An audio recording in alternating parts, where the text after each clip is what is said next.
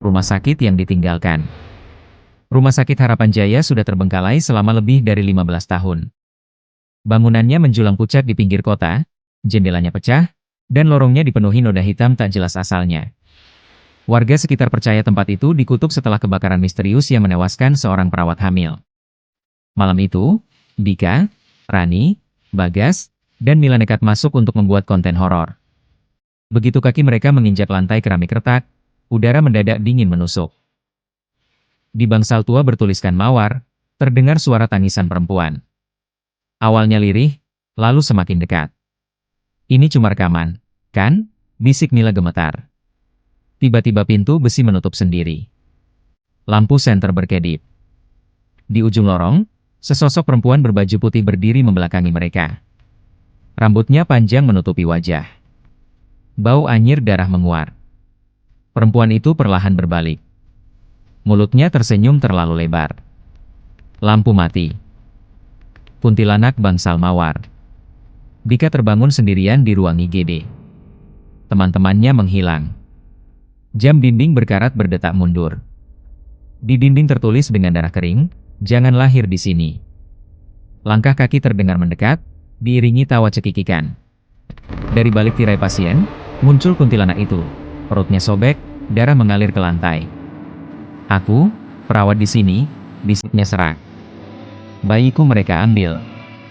Dika berlari ke ruang arsip dan menemukan dokumen lama. Perawat bernama Suster Ratna, diperkosa dokter, dipaksa tetap bekerja saat hamil, lalu terkunci di bangsal saat kebakaran. Tangisan bayi menggema dari lantai atas. Saat Dika berbalik, kuntilanak itu sudah tepat di belakangnya.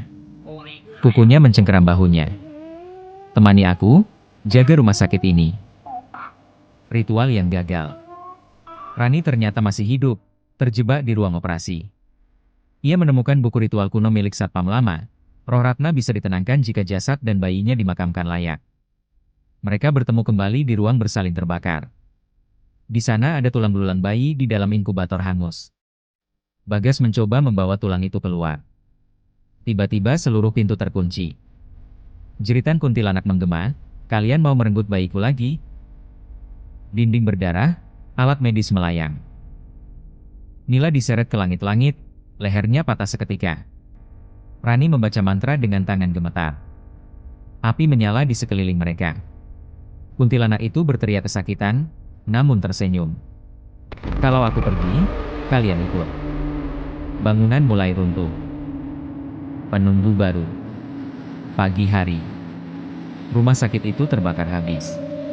Polisi hanya menemukan 2 korban selamat, Dika dan Rani, trauma, bisu, dan penuh luka cakar.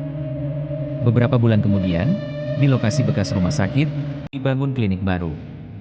Malam pertama klinik beroperasi, seorang suster mendengar tangisan bayi dari kamar kosong.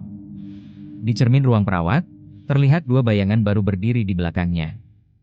Seorang pria dan perempuan, wajah mereka pucat, mata hitam menganga. Di dinding tertulis, "Bangsal mawar tak pernah kosong." Dan dari lorong terdengar tawa, bukan 1, tapi 3.